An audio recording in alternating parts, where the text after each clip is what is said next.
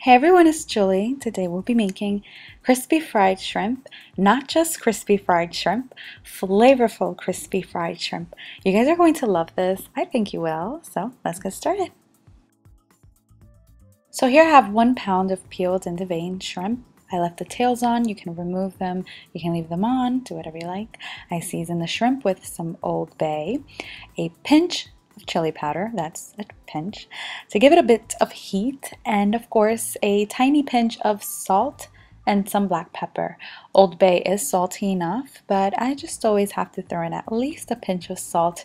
If not, it just doesn't feel right. So give it a toss. You can use your hands. I just didn't feel like washing them, so I just tossed it with my wooden spoon. And then let's prepare our wet ingredients. Here I have some whole milk. To it I added 1 egg, some Dijon mustard. I'm telling you, these were super flavorful. Okay. Julie, why didn't you use buttermilk? Okay, I didn't have buttermilk, but trust me, I've used buttermilk in the past and I've used whole milk on other occasions. And if I gave you one of each, you wouldn't be able to tell which of the two were made with buttermilk. Whole milk is perfect. Give everything a whisk, and now we're going to pour the milk and egg and Dijon mustard over the shrimp. Let it sit there for about 10 minutes.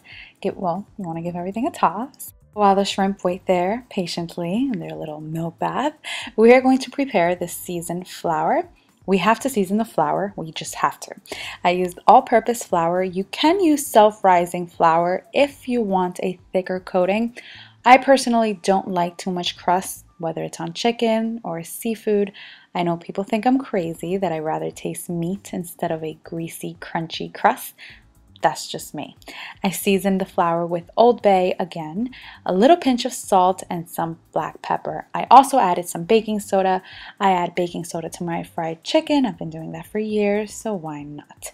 Give everything a good whisk. Go ahead and coat your shrimp well with the seasoned flour. I used tongs. I didn't want to. There was a little scallop. I just remembered. I don't know how a scallop got into my pound of shrimp. I guess the scallop were right next to the shrimp.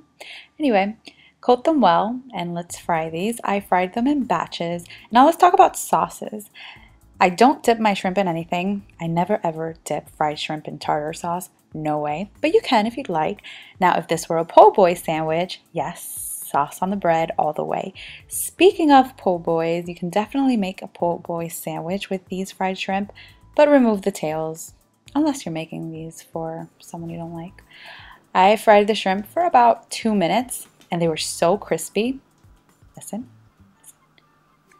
I sprinkled a little bit of oregano on top of the shrimp once they were done frying. You can certainly add the oregano to the flour instead, but the Old Bay seasoning is more than enough to season these shrimp. You definitely do not have to go crazy and add a million spices. Old Bay, salt, pepper, chili powder, mustard, you'll be fine. These look so good. They look a little small, but they weren't. I think they were perfect. I hope you guys really give this recipe a try. These are perfect for po' boys, for an appetizer when you have guests over. You can even make this with rice and beans. Of course, I always take it back to rice and beans, obviously. I hope you guys really give this recipe a try. If you do, let me know. And thank you all so much for watching.